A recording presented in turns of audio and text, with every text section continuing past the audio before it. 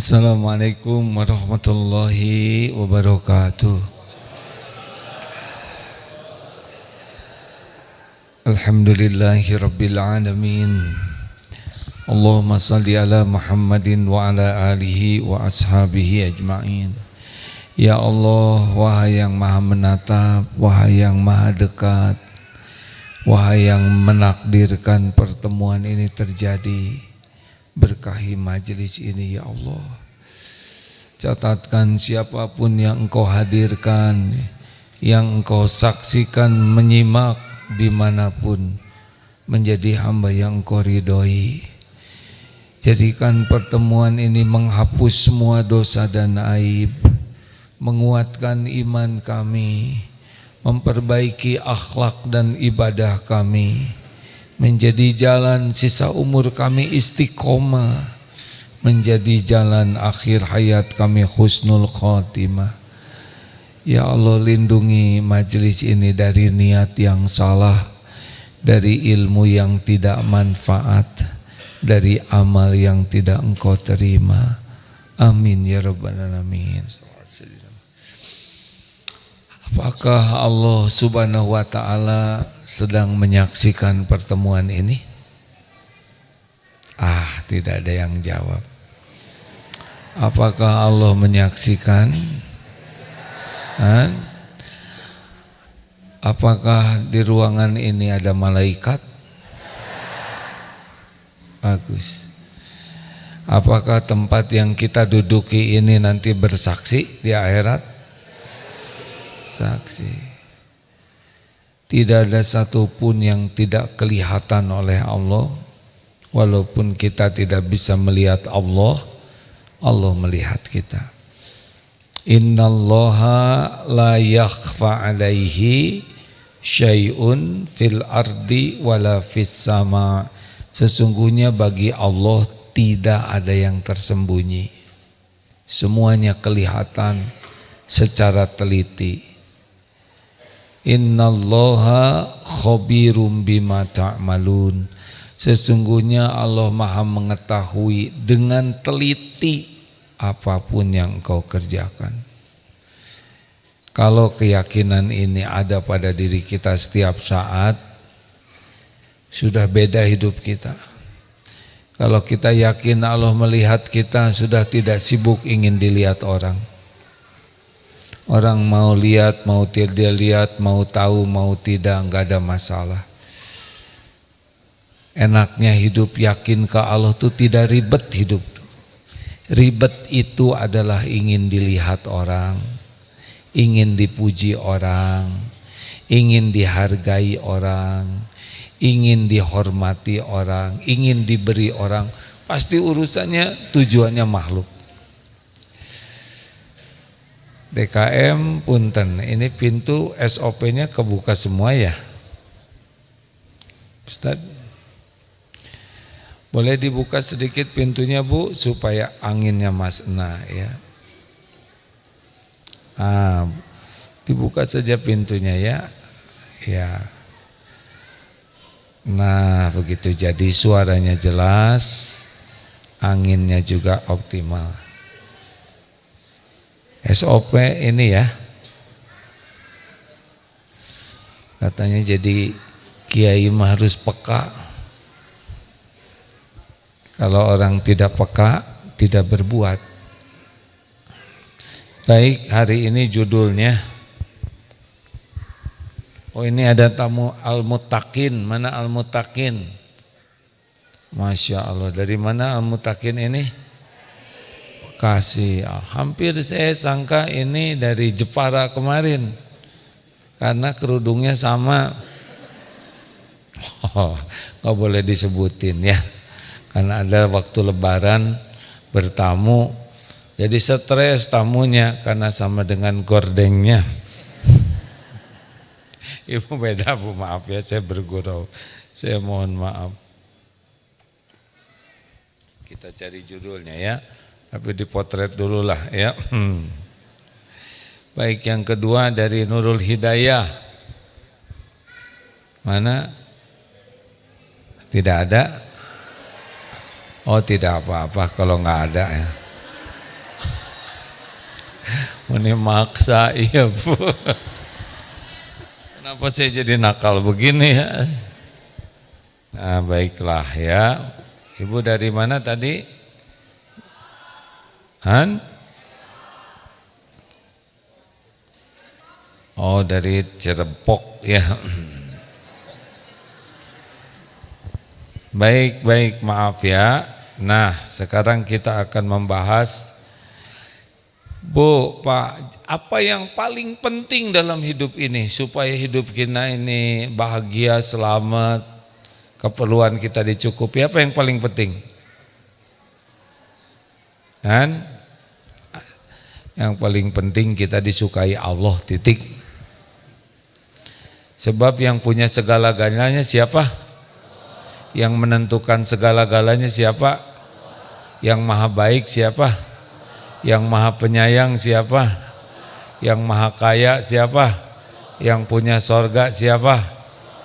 Dah, Ibu gak usah ribet pengen disayang suami. Suami ibu kurang kasih sayang.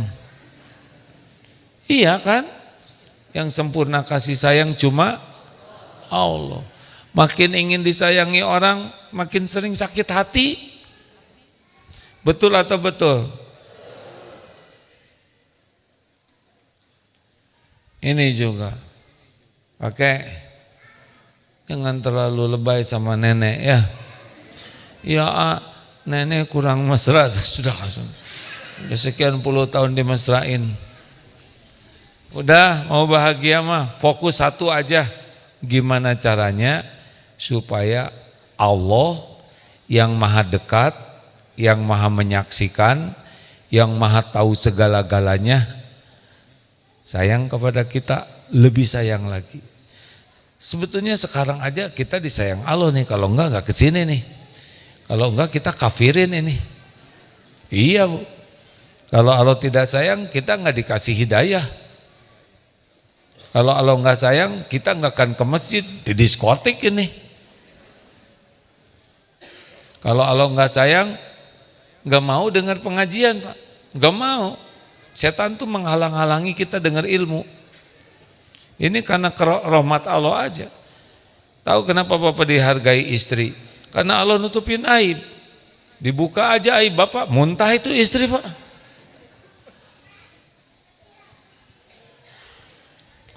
Karena ijazah Bapak, astagfirullahaladzim. Ijazah Bapak kan aman. Udah, saya nggak mau ngomongin ijazah. Udah barusan. Baik, saya akan bacakan hadis sederhana ini ya. Ada dua sifat yang sangat disukai Allah, yaitu al-hilm dan al-anah. Al-hilm, hilm itu adalah orang yang punya sifat tenang, bisa mengendalikan amarah, lapang dada ya. Sifat hilm ini adalah kapan nampaknya hilm ini? Ketika ada aksi, ada omongan yang enggak enak, ada yang celetak-celetuk, ada yang menghina, ada kondisi yang tidak cocok dengan keinginan kita. Nah, ada sesuatu yang memancing dan dia bisa menahan, namanya hilm. Al-hilm. Allah Subhanahu wa ta'ala punya sifat halim ya, al-halim. Al-halim atau yang maha penyantun. Dan lawan dari al-hilm adalah al-jahl, yaitu bodoh, orang yang ugal-ugalan, emosional, temperamental, mudah meledak, maka disebut dan al-ajalah. Ajalah itu sifat tergesa-gesa, dikit-dikit bereaksi, dikit-dikit celetak, nyet apa gitu. Jadi orangnya itu reaktif, tergesa-gesa. Ini al-jahl ini bodoh. Dia tidak berhitung reaksinya akan menimbulkan petaka. Sedangkan al-anah yaitu sifat hati-hati, tidak tergesa-gesa, sehingga Rasulullah SAW bersabda, at-ta'anni minallah wal ajala minasyaiton. Sifat tenang itu dari Allah, dan sifat orang yang suka tergesa-gesa, terburu-buru, reaktif itu minasyaiton. Ya. Jadi orang yang al-anah atau at-ta'ani minallah itu sifatnya tenang, hati-hati, tidak buru-buru dalam bersikap, dia selalu mempertimbangkan. Nah, ini sifat orang takwa, karena orang takwa itu kata Umar bin Khattab radhiyallahu anhu seperti orang yang berjalan di sekitar onak dan duri. Kalau banyak duri jalannya hati-hati tidak? Nah, itu ciri orang takwa. Mau bicara hati-hati, mau celetak-celetuk hati-hati, mau berkomentar hati-hati, mau nanya hati-hati, mau cerita hati-hati, semuanya pakai pertimbangan. Nah, orang-orang yang al-ajalah dia pokoknya mau ngomong saja, celetak-celetuk aja, enggak pakai mikir. Dikit-dikit celetak-celetuk, banyak komentar.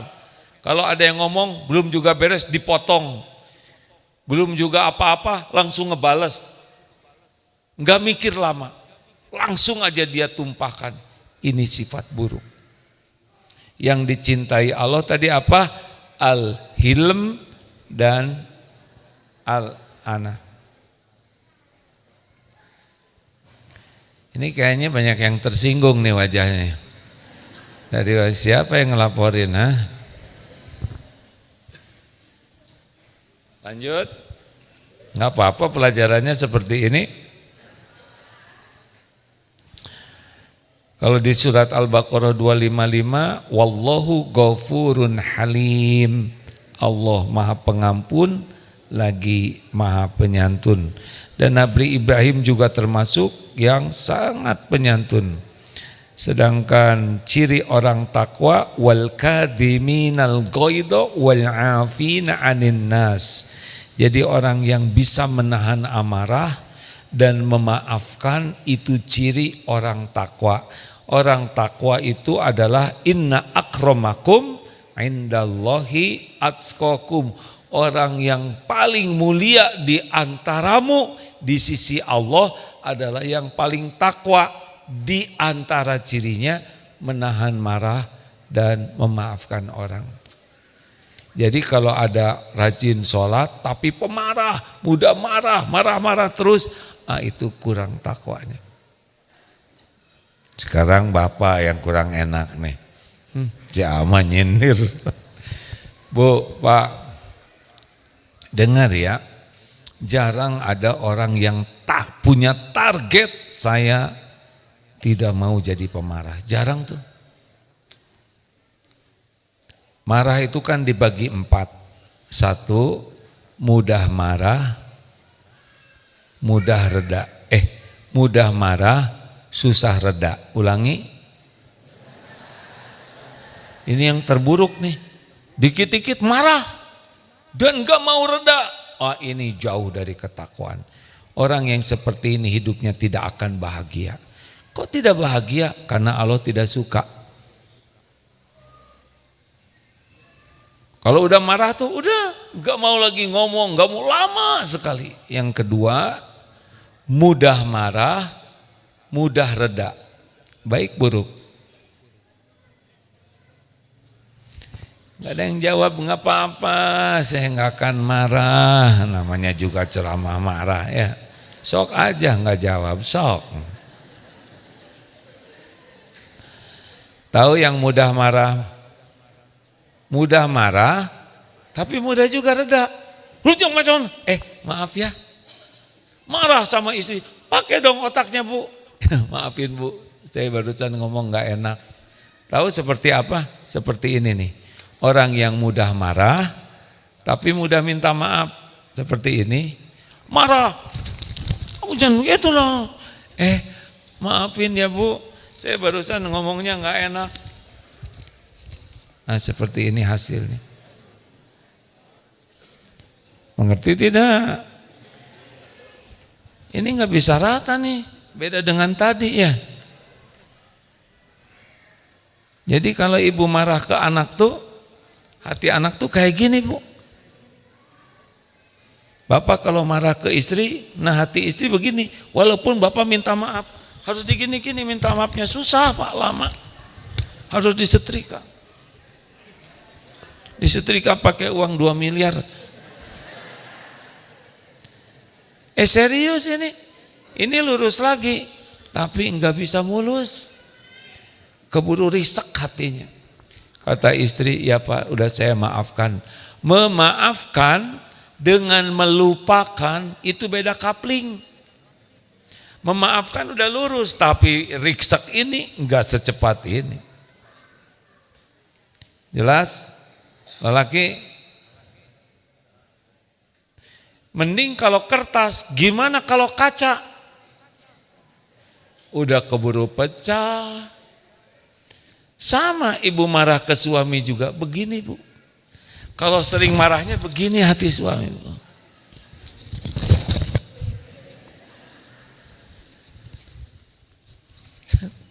Saya sangat berharap perumpamaan ini bisa masuk ke pikiran kita ya. Tadi ngerisekinya mah sebentar, tapi hasilnya gini. Memaafkan dan melupakan itu beda kapling. Memaafkan bisa sekarang, ya Pak saya sudah maafkan semua perbuatan Bapak, tapi lupa.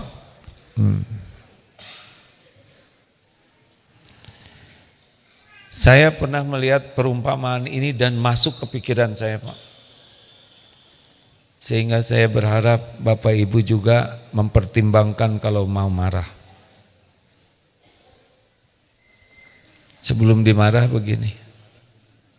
Bagus kan? Sesudah dimarah begini. Ini kalau sekali ya enggak? Kalau rajin marah ini.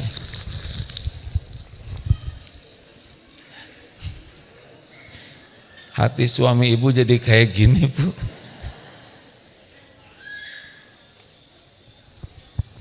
Ini serius hadirin, ini bukan perkara sederhana ini.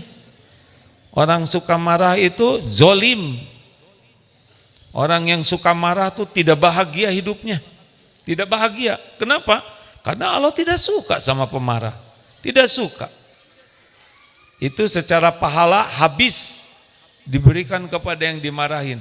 Kalau yang dimarahin tidak salah dan dizolimi, doa orang yang dimarah mustajab. Bisa jadi bencana bagi kita. Oh iya, bencana itu. Orang yang pemarah itu tidak akan sehat. Raut mukanya juga berantakan. Walaupun baru keluar dari salon, marah-marah, langsung tuh pindah bulu mata palsunya ke sini. Lihat orang-orang yang marah. Orang yang cakep aja marah-marah jadi jelek. Udah ibu jangan diterusin, apalagi jelek. Jangan ibu, jangan bikin saya marah.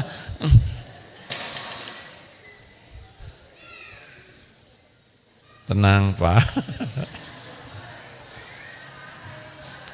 Shh, ibu jangan banyak komentar. Baru juga dibilangin. Orang lewat ngedupok, jangan marah Pak. Siapa yang marah ya enggak? Bapak sakit perut ya kan. Lanjut. Wajib nih siapapun yang ingin hidupnya disukai Allah, al-hilm dan al-anah. Kalau bapak ibu punya sifat marah sampai tua, gagal tuh jadi tua. Harusnya kalau TK kita mudah marah. SD mudah marah, ada masalah marah, SMP dikit-dikit masalah marah, kuliah dikit marah, udah jadi orang marah-marah, berarti dia nggak lulus jadi orang tua ya kan? Harusnya tiap ada masalah kita makin baik mengatasinya, bukan sama aja, Ada soal marah, ada soal marah. Berarti dia enggak bagus hidupnya, enggak ngerti. Pemarah itu orang lemah, Pak. Karena orang yang perkasa, alladzi yamliku nafsahu 'indal ghadab. Orang yang perkasa itu orang yang bisa mengendalikan diri ketika marah. Dengar ya, tersinggung itu normal, sakit hati normal, kecewa normal, pedih hati normal. Tapi menjadi pemarah itu pilihan. Bisa ditahan, bisa marah. Jadi tersinggung itu wajar, Pak. Ibu tersinggung oleh tetangga, wajar, normal. Tapi mau jadi pemarah atau menahan marah itu pilihan.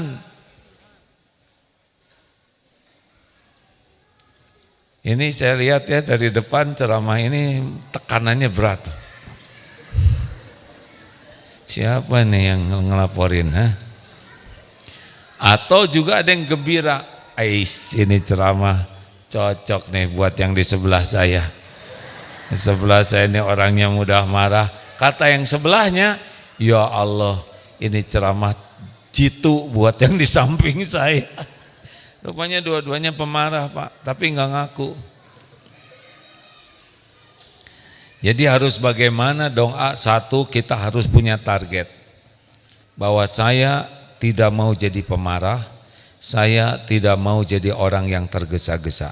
Saya ingin punya sifat yang dicintai Allah, al-hilm dan al-anah. Maaf ya Bu, Pak, kalau ada di antara Bapak Ibu yang punya sifat al-hilm dan al-anah, badannya insya Allah lebih sehat. Karena enggak ribet hidupnya. Dan maaf ya, enggak perlu pakai banyak dempul. Tetap enak. Iya Bu. Jadi bercahaya hatinya tuh, enak. Akan bahagia. Juga menyebar kebahagiaannya tuh ke yang lain. Kalau orang punya sifat al-hilm dan al-anah, walaupun rumahnya kecil, lapang. Walaupun punya rumah besar, kalau pemarah sempit. Asli Bu, mau rumah diluasin sebesar apapun, kalau hatinya pemarah mah enggak ada cerita. Nih Pak, kalau Bapak pemarah, istri itu enggak minat lihat Bapak pulang ke rumah, kecuali uangnya aja yang diminatin. Tidid, si Bapak enggak lembur. Lembur dong Pak ya. Karena merasa aman. Sama, kalau ibu pemarah itu repot, anak-anak tuh Bu, enggak betah di rumah tuh. Mendingan main sama teman, mendingan lihat HP daripada ketemu ibunya yang marah-marah melulu. Udah takdirnya pemarah itu tidak disukai Pak. Rasulullah bukan pemarah. Masih kuat diteruskan enggak ini? Ada kakek-kakek, ini cerita ini selalu saya ceritakan jangan. Umurnya 80 tahun, awet muda, sehat, seger. Kek, apa rahasianya kakek kok sehat betul, awet muda lagi? Saya sih kuncinya mah satu, enggak mau marah-marah, kecuali untuk urusan penting. Itu yang pertama, enggak mau marah kecuali yang penting. Yang kedua apa kek? Yang kedua, ternyata urusan duniawi ini enggak ada yang penting gitu. Anteng aja sih kakek mah. Kek, spion itu copot Pak, ada yang nyolong, biarin, beli lagi. Rese, enggak pakai jengkel, karena mau jengkel juga udah kabur malingnya ya, dan tetap harus beli. Kek, maaf kek, listrik jadi mahal, cabut. Kalau dicabut gelap dong kek, bayar. Res, sibuk kakek mah. Kek, katanya Presiden Amerika sekarang si Entrum, biarin. Nggak ada yang diribetin, yang nggak perlu diribetin, mau ngapain juga.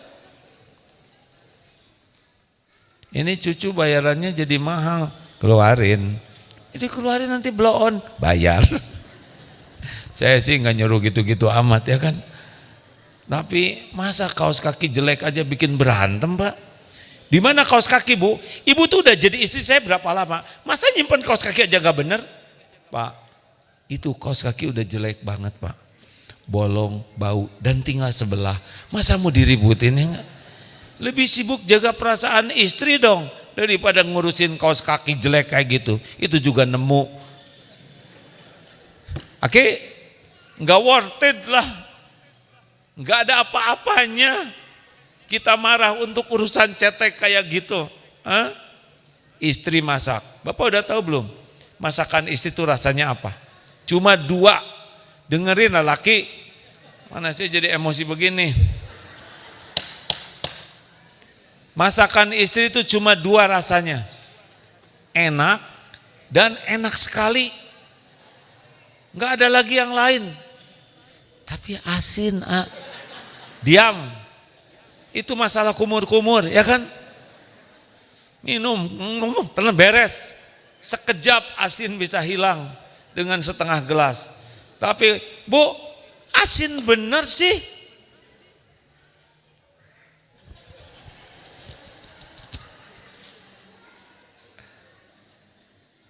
Ibu juga jangan rewel. Nenek. Kasihan aki-aki ini.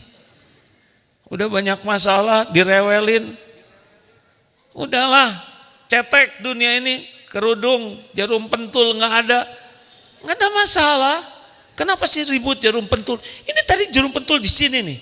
Sekarang kemana? Ya ini kan dipegang Bu. Kalau lupa tuh nggak usah. Udahlah hadirin. Betul tidak sih Pak? Masa kita mau tidur marah, mau makan marah, ke kamar mandi marah, nyari barang marah. Mau apa hidup kayak gini? Mau apa? Kita tuh mau bahagia. Bahagia tuh kalau kita disukai Allah. Disukai Allah kita kalau tidak pemarah. Ngomong mah enak, itu teori. Ya udah terserah ibu, sok aja marah-marah ya. Tahan Bu. Ini saya mau cerita caranya sekarang. Mau tahu? Ada yang kira-kira ini yang lagi ceramah suka marah-marah tidak?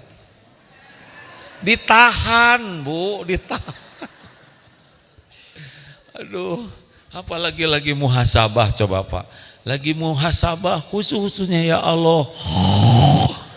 Rupanya dia enggak tidur. Jadi pas giliran khusus, waduh. Meni pengen sih begitu. Tapi enggak mungkin jamaah disikut. Lagi begitu tiba-tiba teng tong tong alarm bunyi. Tapi kalau setiap godaan bikin marah, kapan bahagianya hidup ini? Jelas? Harus punya tekad. Siap nih? Saya tidak mau jadi suami pemarah. Saya tidak mau jadi istri pemarah. Saya tidak mau jadi orang tua pemarah. Saya tidak mau jadi tetangga pemarah. Harus punya tekad itu. Kalau enggak masuk orang takwa. Apa sih untungnya jadi orang takwa? Jelas dicintai Allah. Orang takwa innallaha yuhibbul muttaqin. Orang takwa itu urusannya ditolong oleh Allah. Wa may yattaqillaha yaj'al lahu makhrajan. Orang takwa itu Bu, urusannya tuh diberesin oleh Allah. Mudah. Makanya pemarah tuh ribet aja hidupnya tuh. Karena pemarah itu dia bukan bagian dari solusi. Dia bagian dari masalah. Jadi gimana dong, cepetin gimana caranya? Saya jadi jengkel nih dari tadi, nyindir melulu. 1, tekad. Kalau nggak ada tekadnya nggak bisa. Kenapa ibu sampai ke sini dengan bapak jauh-jauh pakai bis? Karena bertekad mau ke sini, betul tidak? Gara-gara bertekad harus nyewa bis, nabung. Di jalan juga sampai bau PPO ditahan ya kan. Saya mengerti Bu. Kalau ibu-ibu, bapak-bapak naik bis kan harus sabar dengan aneka aroma ya. Nahan sampai karena tekad. Berapa banyak yang nabung puluhan tahun karena bertekad ingin haji. Allah sangat menghargai orang yang bertekad. Fa idza azamta fatawakkal 'alallah. Nah, yang kedua, kita harus tahu bahwa kita bisa berubah itu dengan pertolongan Allah. Jadi bukan karena ikhtiar saja, tapi dengan Allah. Kalau Allah nggak nolong, nggak bisa, marah-marah aja sampai mati. Makanya yang kedua harus doa, minta ke Allah supaya diberikan kemampuan al-hilm. Ada doanya nanti saya sampaikan ya. Yang paling gampang doa yang Allahumma ati nufusana taqwa, Allahumma ati nafsi taqwaha. Itu masuk tuh di dalamnya. Ya Allah, berikan kepada saya jiwa yang takwa. Allahumma, maksudnya ikutin. Allahumma ati nafsi taqwaha. Tuh, ya Allah, hati itu berikan kepadaku. Allahumma ya Allah, berikan kepadaku jiwa yang takwa. Ati nafsi taqwaha wa zakiha.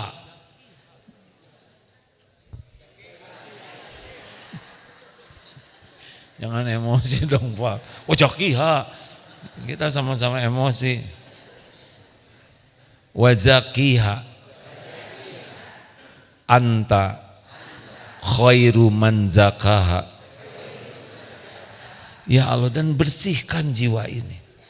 Jadi minta dibersihkan ini, itu doa penting sekali. Karena masalah tuh, si penyakit tadi.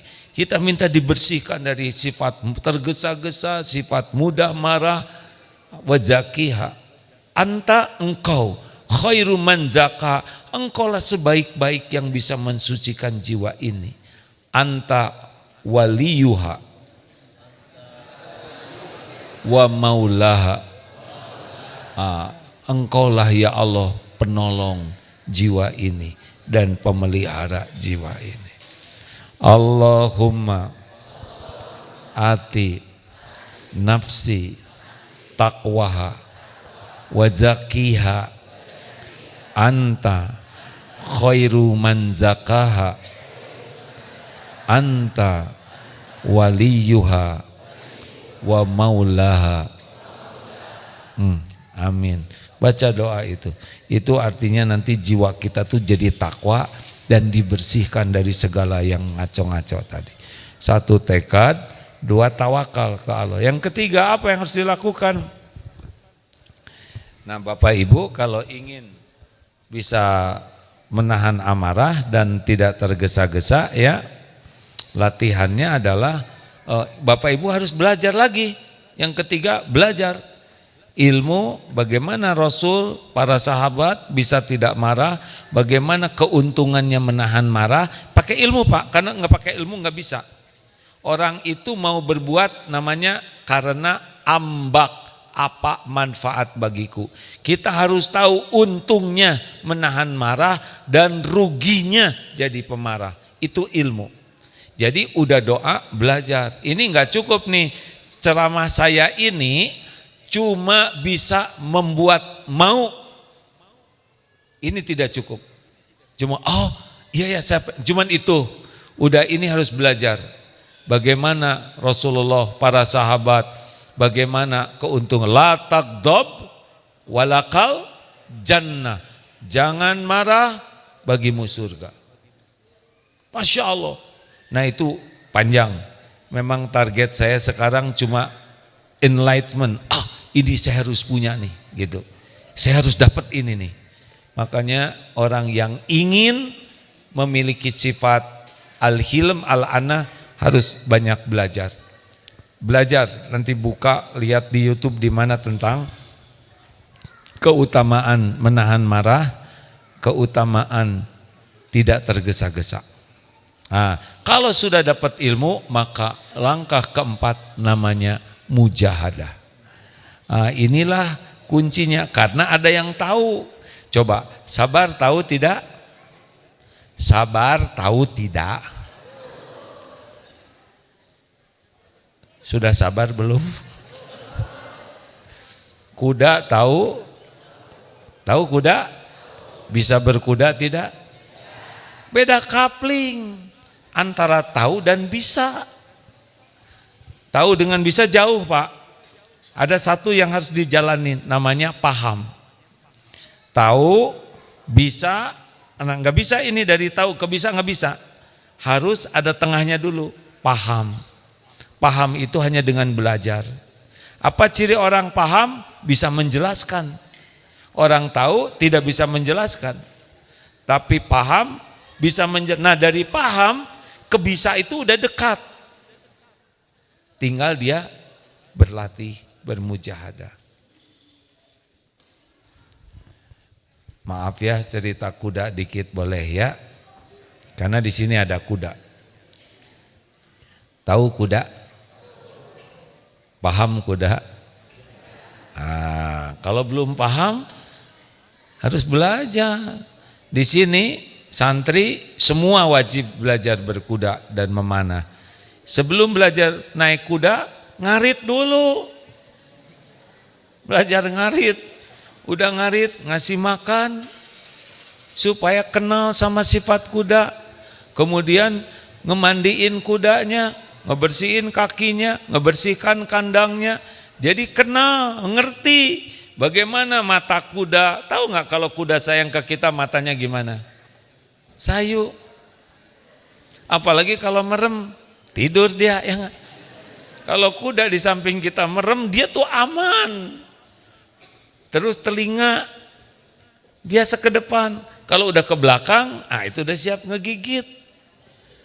Terus kalau dia suka ke kita, kuda tuh monyongin, bukan monyongin dia memajukan bibirnya.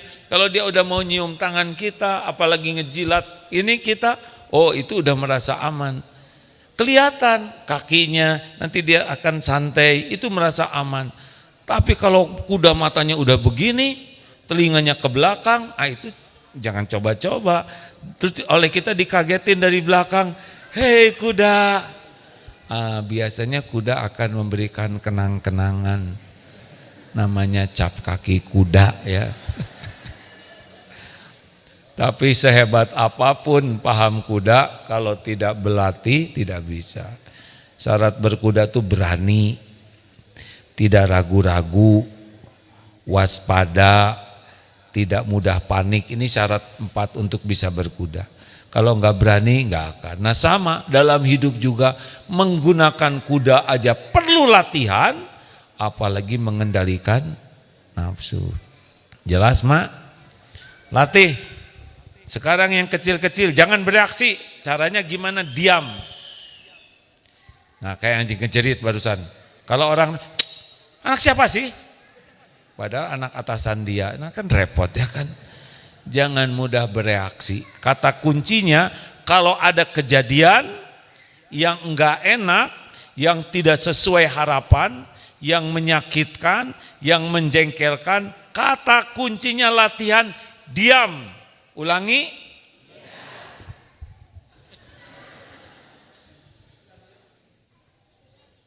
Udah diam?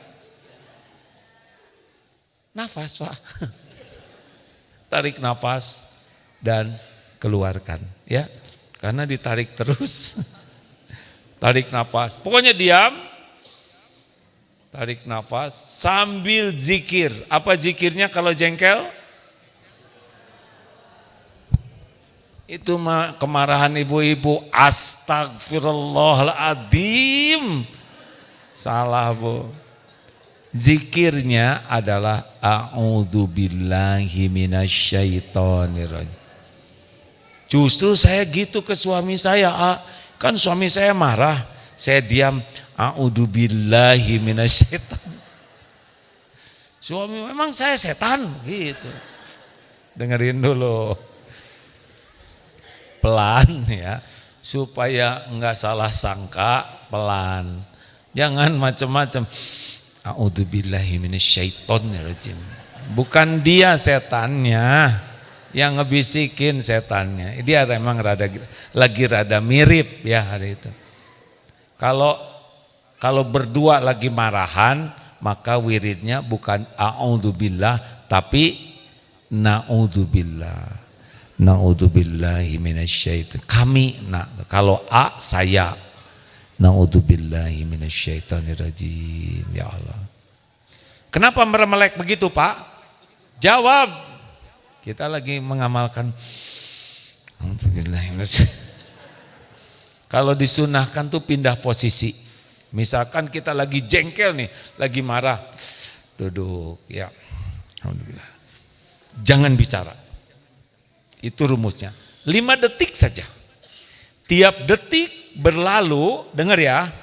Tiap detik berlalu yang diisi dengan nafas, zikir, itu kemarahan kita turun, Pak. Tek, tek. 5 detik masih marah, diam lagi, turun. Enggak harus segala dijawab seketika. Dengar ya, baik-baik. Tapi saya tidak salah, diam. Istri saya kalau saya diam, kenapa kamu diam aja, Pak? Diam. Kalau bisa ini dilakukan, Bapak lihat, beda, Pak. Tiap detik itu kemarahan kita turun dan akal sehat kita, kejernihan kita naik. Itu yang kita cari. Kalau reaksi cepat, ingat wal ajalah minasyaiton. Tergesa-gesa itu dari setan. Ada reaktif, ada responsif. Kalau reaktif kayak otomatis gitu. Ibu teh gimana? Bapak aja yang benar. Bu jangan gitu dong sama suami. Suami yang bagaimana dulu. Nabi kan gak pernah kayak gitu. Emang Bapak Nabi? Emang Bapak Nabi? Gitu. Ini error dua-duanya. Emang kamu Siti Aisyah? Makin liar. Bapak teh capek, Bu. Emang jadi wanita gak capek? Saya hamil, saya melahirkan. Apa hamil apa? Mau ngapain kayak gini kan? Mau ngapain coba? Diam, Pak. Pak, jawab dong, Pak. Kenapa diam aja? Iya, Bu, saya sedang merenungkan perkataan Ibu. Banyak yang harus saya perbaiki pada diri saya. Tuh, untung kalau Papa bisa mengerti. Ya, saya semakin paham betapa beratnya tugas seorang istri. Alhamdulillah, sebetulnya saya tuh kuat, Pak. Serius. Sekarang sebaliknya. Suami marah. Bapak tuh capek, Bu, gak gampang nyari duit. Ibu mah dikasih segini aja, kok cuman segini? Yang benar, Ibu belum nyobain beratnya jadi seorang lelaki. Diam. Tarik nafas, gak usah diliatin. Enggak. A'udzubillahiminasyaitonirrajim. Ngerti gak sih, Bu? Iya, Pak.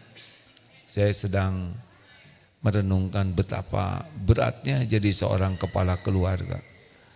Pergi pagi, pulang malam demi keluarga. Ya Allah, maafkan saya, Pak, saya kurang bisa memahami. Sebetulnya Bapak itu tidak memerlukan penghargaan. Asal kalian bisa paham aja udah lega.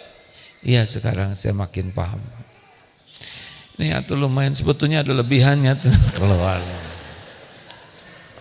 Namanya responsif. Kalau orang responsif itu berusaha memahami orang lain. Kalau orang reaktif itu ingin dipahami dirinya. Jelas? Jelas tidak nih? Orang yang jadi masalah tuh, pahami dong saya. Nah, itu masalah. Orang yang bijaksana, yang al-hilm dan al-ana memahami. Ada ibu-ibu punya pembantu khodimat baru dari kampung. Itu bak kosong. Isian dalam bahasa Sunda. Isian diisi. Terus ibu pergi lagi. Pas balik, lagi apa di dalam bak? Rupanya persepsinya disangka isian tuh disangka si bibi yang masuk ke bak. Jadi diam bibi tadi di dalam bak. Nggak boleh marah, Pak. Pahami, mungkin kita salah memberikan instruksi. Dan si bibi juga bingung, kenapa disuruh ngesihan bak ya kan.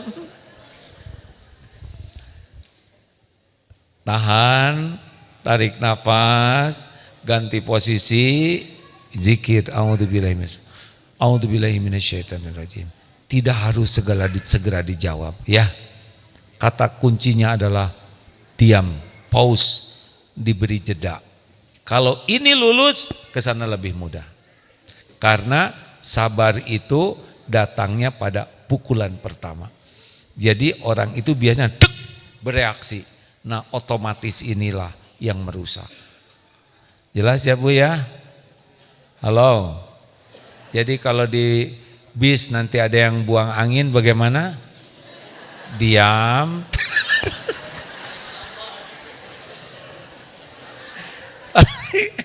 Tarik nafas. Daripada marah-marah ya kan. Ternyata yang buang anginnya ketua pengajian. Gimana?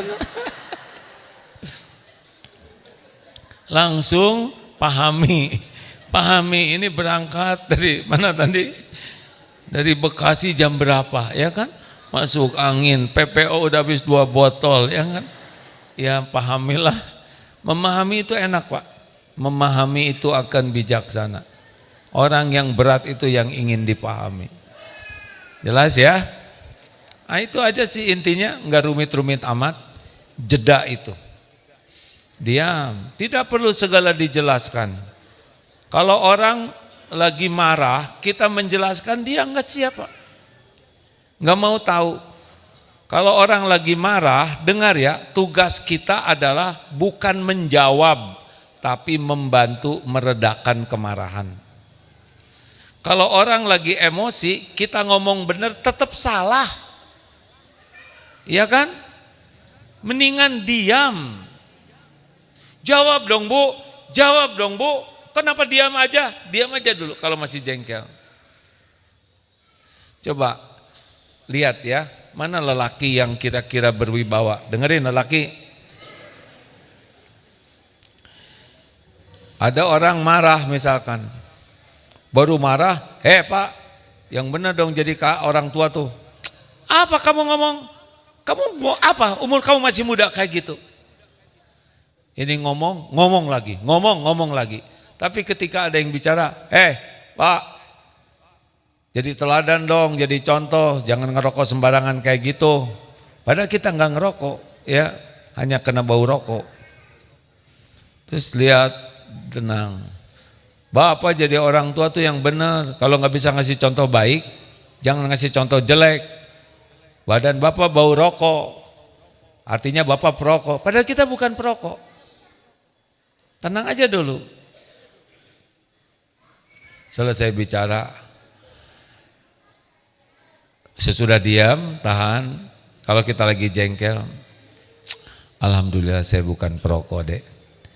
Tadi saya lagi nolong orang di ruangan yang pingsan di ruangan khusus untuk merokok. Jadi asapnya ke tubuh saya. Alasan si bapak ngerokok ya pak. Cep diam. Makanya tidak harus segala dijelasin.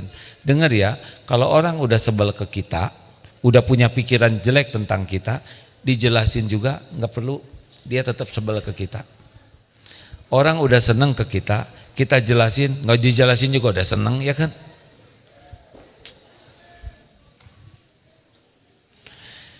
Nggak tahu pelajaran ini baik atau cocok atau enggak, tapi ini akan manfaat. Kata kuncinya sederhana, tapi prakteknya harus dilatih. Yang kecil-kecil aja dilatih. Misal ya, nak bangun nak, jangan. Itu nggak ngomong tapi ini yang gayung sama aja. WA udah dibaca WA kita. Di sananya contreng biru 2. Di atasnya online. Tapi nggak dijawab. Cari 1001 alasan berbaik sangka. Mungkin lagi sibuk. Mungkin udah bales tapi lupa ngesen. Berapa kali kita kayak gitu ya kan? Atau udah desain tapi tidak terkirim, pulsanya kurang. Mending hibur diri dengan berbaik sangka. Mau ngapain? Sakit hati, jengkel, pakai ngirim, balas dong. Yang wajah merah, tanduk 2 gitu. Tenang aja lah, dunia mah baik-baik aja kok. Dulu aja nggak ada WA, dunia baik-baik aja, kenapa sekarang mudah tersinggung? Betul tidak? Halo? Anak di rumah ada yang nggak cocok, biasakan jangan reaktif. Bapak juga di jalan, ada motor, hei kurang ajar, ngapain lu? Mau ngapain? Dia mau ke toilet pak. Nanti bapak kejar sampai ke pom bensin. Mana tadi yang motor itu pak? Lagi di mana? Mana siapa? Iya pak. Di sini mau ikut. Rugi. Nggak usah reaktif kayak gitu. Setuju? Cool. Ini harus diminta ke Allah, harus pakai ilmu, harus latihan. Dari yang kecil-kecil belajar untuk tidak reaktif ya. Nah biasa aja, tahan, kata kuncinya cuma tahan 5 detik, 10 detik itu aja sambil zikir. Ada pertanyaan silakan. Ini manfaat enggak sih ilmu ini? Rumah kita tuh bermasalah tuh karena ini. Di rumah tuh beli sofa baru mahal. Pak, jangan duduk di sana. Itu khusus buat dilihat. Gimana Bapak? Ngomong balas jangan. Ya udah tinggal jongkok aja di depan sofa beres ya kan. Ini mau kalau apa-apaan sih? Betul tidak sih? Istri misalkan, Pak, saya pakai baju yang mana ya Pak ya? Yang biru atau yang hijau? Yang hijau bagus Bu. Si Papa mah nggak tahu yang biru yang bagus tuh. Oh iya ya, udah gitu. Jangan, katanya nanya, udah dijawab.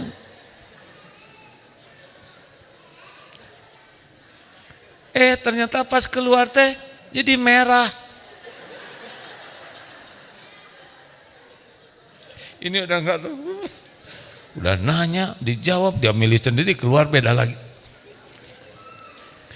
Pergi ke undangan. Lagi di undangan disikut misal ya. Pak, jaga pandangan. Kenapa ngelihat ibu-ibu itu? Enggak, jangan bohong Ibu kan lihat, emang dia sama saya cakepan mana Pak? Cakepan mana? Mending diem Pak. Kenapa Papa ngelihat? Emang dia sama saya cakepan mana Pak? Senyum aja. Sebab kalau kita jawab, atuh cakepan ibu Bu, bohong. Salah. Karena beliau juga sadar ya kan. Udahlah. Mending jawab dengan senyum aja. Paling nanti terus jawab senyum aja. Langsung aja ke musola. Halo? Tetek bengek duniawi ini jangan bikin mudah cetek, mudah marah ya. Setuju? Masakan, kaos kaki, apa? Sayang. Kita belum tentu panjang umur. Belum tentu masih lama hidup ini. Halo? Mau ngapain kita bangun rumah, nyewa rumah, segala diadain, kalau dia marah-marah terus mau ngapain? Maafin, sebelum orang minta maaf. Penutup. Ibu, Bu, dengerin ya. Pak, mau enggak istri Bapak menjadi istri yang sangat bangga sama suami, mau tidak? Sopan, menghargai suami, mau? Kalau mau, kalau enggak harus jelas Pak, jangan bikin saya emosi kan? Mau tidak? Mau respect ke suami, enggak rewel, mau? Enggak suka ngungkit-ngungkit, Mau? Nih dengerin ilmunya ya. Diam, ini penutup nih. Bu, kalau ibu bikin salah, maunya dimarah oleh suami, dimarah atau dicuekin atau dinasehati dengan lemah lembut? Apa? Dimarah mau tidak? Dicuekin mau tidak? Catat. Jangan dimarah, jangan dicuekin, nasihati lemah lembut. Ibu dinasehatinya mau di depan anak-anak, di depan orang, atau secara pribadi? Catat. Kalau nasihati istri jangan di depan siapa-siapa. Karena kalau di depan orang malu, merasa dipermalukan. Nasehatnya mau panjang lebar atau ringkes? Mau bertele-tele atau simpel? Catat. Ya, jangan bertele-tele, Pak. Makin ringkes makin bagus ya Bu ya. Mau ibu diungkit-ungkit kesalahan yang lalu? Mau diungkit-ungkit tidak? Jangan ngungkit-ngungkit. Catat ya. Fokus sama masalah yang ini aja. Jadi yang lalu dilupakan aja gitu Bu. Jadi kesalahan ibu yang lalu selain jangan diungkit, lupakan aja gitu. Belajar pikun. Melupakan yang lalu. Belum selesai, dengerin. Udah itu ibu kan salah ya, dinasihati lemah lembut.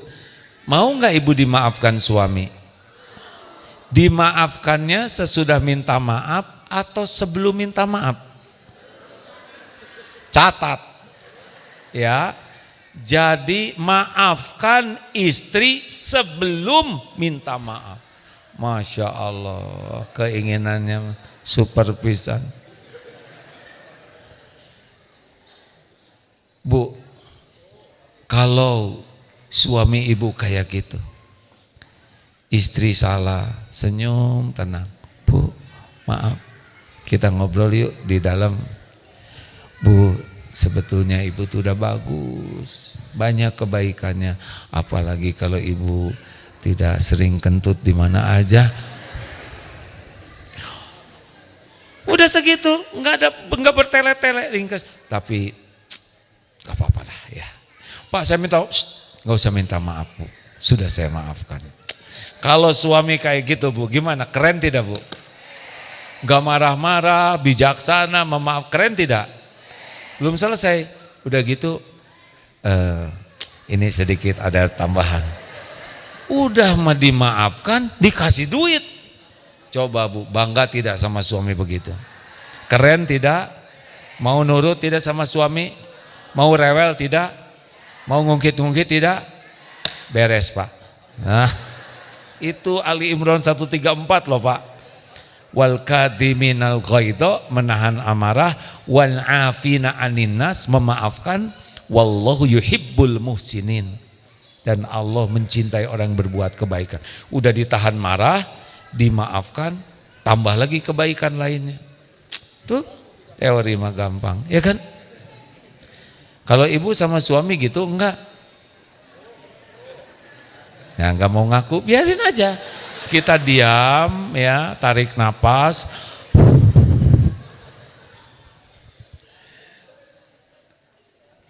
Jadi Islam itu tidak cukup hanya tahu, harus paham dan harus mujahadah. Ada pertanyaan silakan. Ibu silakan, siapkan mikrofonnya. Sambil bersedekah bolehkah? Karena sedekah itu menambah keberkahan.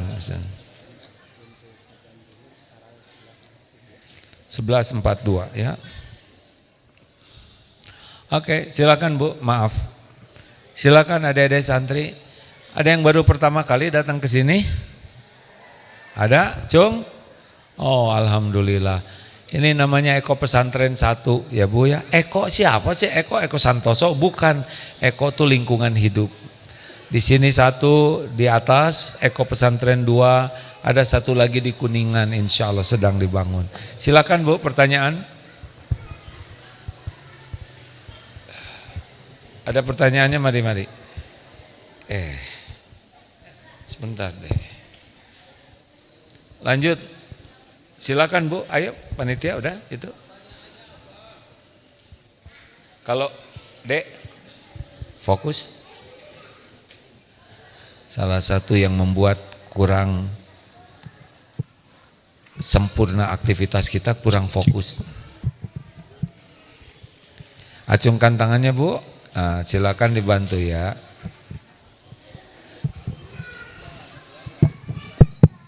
Assalamualaikum. Izin Assalamualaikum warahmatullahi wabarakatuh. Tadi kan sebutkan tips untuk bereaksi terhadap amarah pada misalnya pada keluarga, suami atau anak, mungkin reaksinya pada siapapun Bu. Mungkin bisa diam gitu. Tapi kalau misalnya pada orang yang zolim atau yang mencari-cari kesalahan, memutarbalikan fakta, mohon tipsnya untuk reaksi kita yang bijaksana seperti apa? Baik. Yang komunikasinya supaya efektif gitu. Baik. Terima kasih. Assalamualaikum. Waalaikumsalam warahmatullahi wabarakatuh. Jadi dalam hidup ini pasti ada yang tidak suka kepada kita. Pasti. Dan kita tidak harus berusaha supaya orang suka ke kita semuanya. Enggak perlu. Karena Nabi juga sempurna, tetap ada yang tidak suka. Betul tidak? Kalau ada orang yang tidak suka kepada kita atau berkata jelek kepada kita, satu, dengar ya. Satu, kita bersyukur. Misalkan orang ngebuka-buka aib kita atau ngefitnah dan sebagainya. Satu, kita syukur. Kok syukur? Syukur, bukan kita yang jadi dia, ya kan? Tuh kan, rada telat ngangguknya. Syukur, bukan kita yang jadi dia. Kalau dompet hilang, syukur kita bagian yang kecopetan, bukan yang jadi copet. Iya loh Bu, kalau nggak ditolong Allah bisa ngaco kita ini. Jadi kalau lihat orang marah-marah terus, alhamdulillah, saya bersyukur tidak seperti itu. Dua, ladang ilmu. Tiap orang berbuat buruk ke kita, itu Allah ngajarin kita supaya kita tidak seperti itu. Jelas? Karena terjadinya izin Allah, itu orang yang menghina kita tuh makhluk Allah juga. Dan izin Allah, hanya Allah tidak suka. Kenapa dong diizinkan? Banyak hikmahnya. Satu, kita syukur, kita tidak seperti dia. Dua, kita dapat pelajaran supaya kita tidak niru dia. Yang ketiga, jadi bahan renungan. Jangan-jangan Allah menakdirkan saya dihina karena saya suka ngehina orang. Ingat surat Asy-Syura ayat 30 tadi, bahwa musibah apapun yang menimpa kita karena dosa kita. Berapa banyak orang yang sengaja tidak sengaja pernah kita remehkan, ini jadi ini sekarang tebusannya. Makanya ladang tafakur. Apa selanjutnya? Ladang tobat. Astagfirullahaladzim, astagfirullahaladzim. Pasti kepahitan ini diundang oleh dosa saya. Tadi tafakur, ya, kemudian kita tobat. Kalau tafakur aja tidak terus tobat, ya tidak sempurna. Karena yang diperlukan dari tafakur kan tobatnya. Astagfirullah, ya Allah. Gini ya, dompet hilang, kecopetan, itu musibah. Tapi ada musibah yang lebih besar dari dompet hilang. Tahu apa? Kita tidak menemukan dosa-dosa yang harus kita tobati yang menyebabkan takdir dompet hilang. Jadi ketika kita dihina, sebetulnya nggak bahaya dihina orang. Yang bahaya tuh kita nggak bisa tobat. Orang yang menghina kita dia rugi. Om kan pernah dihina rame-rame, maaf ya, pakai om segala. Aku kalau nggak dihina, syariatnya nggak ada masjid ini. Daruta itu nggak jadi. Dulu mah sibuk aja, cuman centil gitu dipotret, kemudian ke TV. Nggak kepikir ngebangun pesantren. Kan pesantren ini jadinya sesudah dihina rame-rame Bu. Lah yang menghinanya juga hadir sekarang. Oh, jangan suudon loh. Kata siapa? Ini udah berlalu, jangan ngungkit-ngungkit.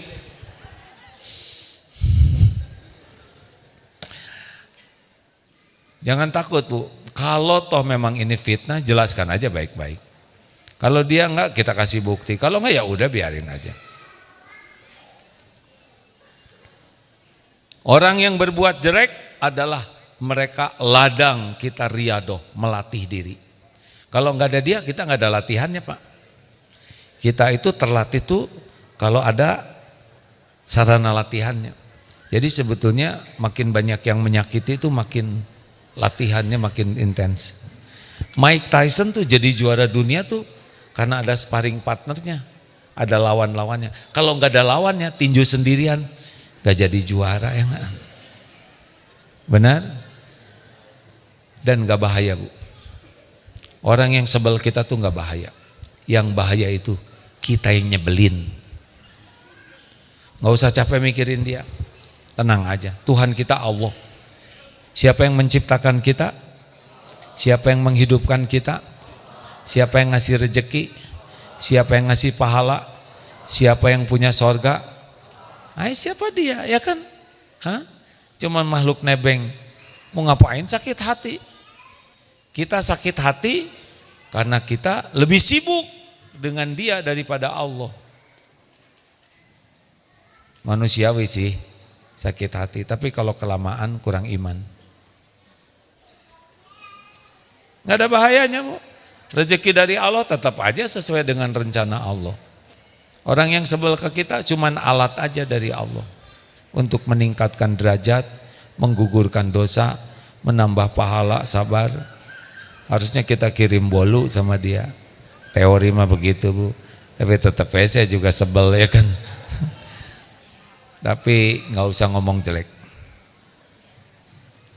Aslinya kita nggak rugi loh. Rugi itu kalau kita yang menghina orang. Terima kasih Bapak Ibu yang baik. Satu lagi pertanyaan. Ya silakan. Bapak ada?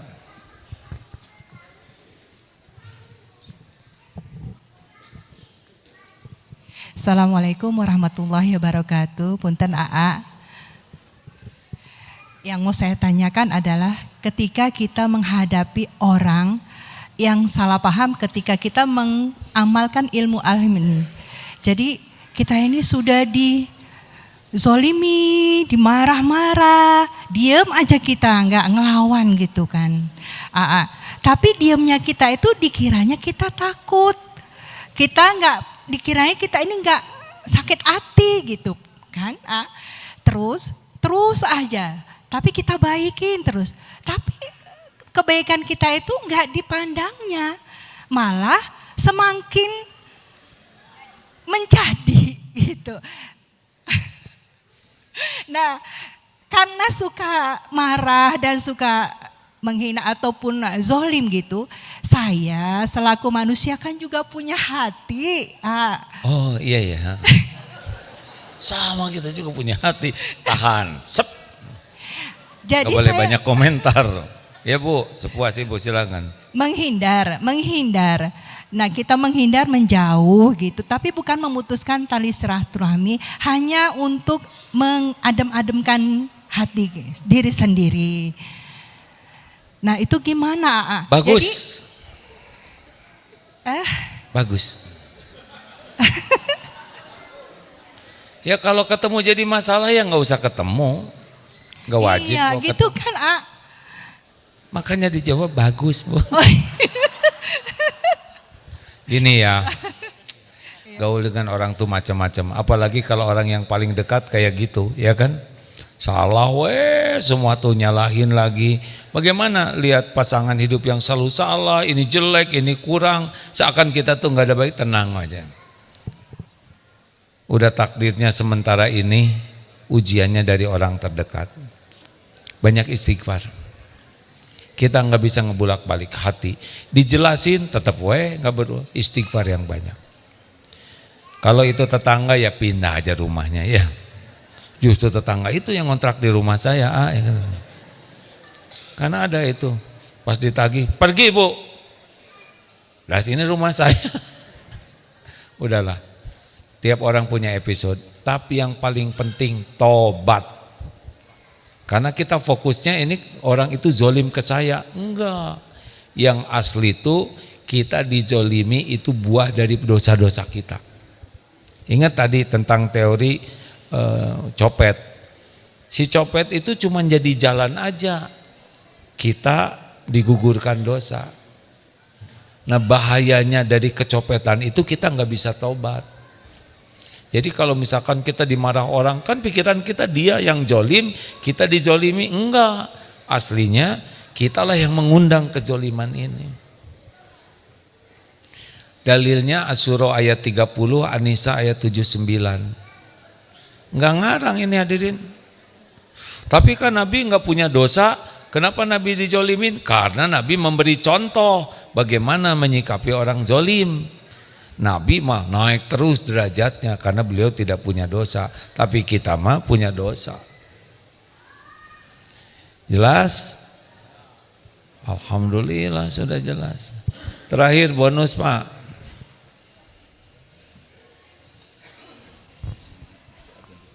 Ya. Bismillahirrahmanirrahim. Assalamualaikum warahmatullahi wabarakatuh. Nah tadi kita bagaimana caranya menahan nafsu?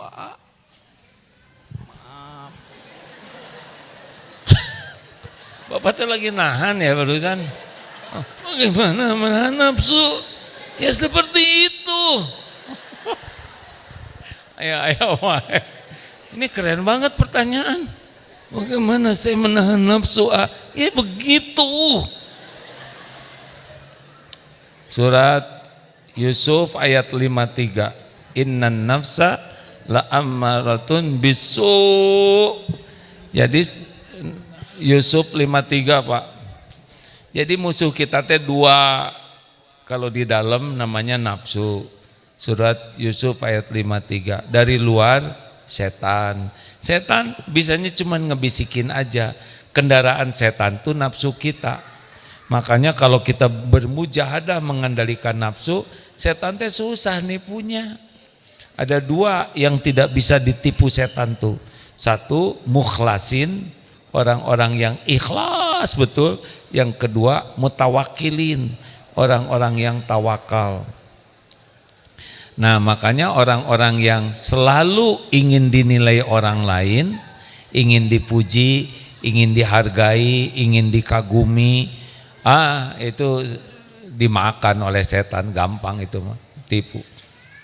Asli loh Bu, maaf ya Bu ya, makin centil itu teh Bu, makin gelisah hidup teh Bu. Bu, bolehkah wanita ingin kelihatan cantik? Boleh. Yang tidak boleh itu bapak-bapak ingin kelihatan cantik ya kan? Beneran ini boleh. Untuk siapa Bu? Bu cantik untuk siapa? Suami siapa? Nah itu masalahnya. Kami sebagai suami jarang lihat ya kan Pak? Ibu mah ke undangan dandan, ke pengajian dandan, pulang ke rumah sesa ya kan? Kerudung dibuka rewig begini. Baju bagus ganti daster lepet. Keluar mau pakai rada harum-haruman, pulang bau ketek. Ini nasib kami. Bu, dengerin ya Bu, yang wajar-wajar aja. Jangan maksa-maksain, ingin kelihatan lebih dari kenyataan, capek. Just the way you are. Apa artinya? Biasa aja. Jangan takut jadi tua Bu. Tahu kenapa? Karena udah jadi. Nikmati jadi tua teh ya Ki ya. Kita nggak boleh Aki banyak gaya, nanti mudah enterwin. Tahu? Gaya terus di mall aja aki-aki kerjanya motor-motoran, pulang dikerok lagi, udah lah nggak usah banyak. Enjoy jadi tua tuh ya. Berbanyak tobat, olahraga yang bagus, wajar, nggak usah ribet ingin kelihatan lebih dari kenyataan. Capek, pengen dinilai orang teh capek. ingin dinilai pintar, dianggap kaya, dianggap cakep, dianggap hebat, capek. Yang enak mah ingin dipuji Allah, bahagia. Allahumma salli ala Sayyidina Muhammad wa ala alihi wa ashabihi ajma'in. Ya Allah, alhamdulillahi rabbil alamin. Wahai yang maha mendengar, ampuni ya Allah perkataan dan ilmu yang tidak baik yang tersampaikan. Pilihkan untuk kami hanya ilmu yang Engkau ridhoi ya Allah. Ya Allah, terimalah semua amal-amal kami. Hapuskan dan ampuni sebanyak apapun dosa kami. Ampuni dosa yang tidak sengaja, ampuni dosa yang sengaja ya Allah. Ampuni dosa yang terang-terangan, ampuni dosa yang sembunyi-sembunyi kami lakukan. Engkau pasti melihat. Ampuni dosa yang berulang-ulang padahal kami tahu itu dosa. Astagfirullah. Allahumma inna nas'aluka taubatan nasuha wa taubatan qoblal maut wa rahmatan indal maut wa magfiratan ba'dal maut. Allahumma hawin alaina fi sakaratil maut. Allahumma inna nas'aluka husnal khatimah wa na'udzubika min su'il khatimah. Ya Allah, jadikan umur yang tersisa ini jadi ahli takwa. Allahumma ati nufusana taqwaha wa zakiha anta khairu man zakaha anta waliyuha wa maulaha. Jadikan umur yang tersisa ini merasakan nikmat iman, nikmatnya sholat, nikmatnya selalu dekat dengan Quran, nikmatnya bersedekah. Karuniakan kepada kami nikmatnya doa yang Engkau ijabah. Cukupi kami hanya dengan rezeki yang halal ya Allah. Pilihkan hanya yang halal barokah. Karuniakan rumah tangga sakinah. Titipkan keturunan yang soleh-solehah. Jauhkan kami dari segala fitnah, bala wal musibah. Kumpulkan kami dengan orang-orang yang berakhlakul karimah ya Allah. Ya Allah, jangan biarkan satupun jamaah yang sedang sakit kecuali Engkau sembuhkan. Yang dililit hutang kecuali Engkau lunasi ya Allah. Yang sedang dihimpit masalah Engkau tolong bukakan jalan keluar. Yang berhajat Engkau kabulkan hajat yang maslahat. Ya Allah, undang jamaah ini ke Baitullah. Jadikan sisa umur istiqomah, akhir hayat husnul khotimah. Ya Allah, tolong saudara kami di Palestina. Ya Allah, Engkau menyaksikan semua penderitaannya. Jangan biarkan kaum yang zalim berjaya ya Allah. Menangkan kaum mukminin. Rabbana atina fid dunya hasanah wa fil akhirati hasanah wa qina azabannar. Subhana rabbika rabbil izzati amma yasifun. Wassalamun alal mursalin walhamdulillah. Terima kasih atas kehadiran tetangga semua juga terima kasih. Assalamualaikum warahmatullahi wabarakatuh.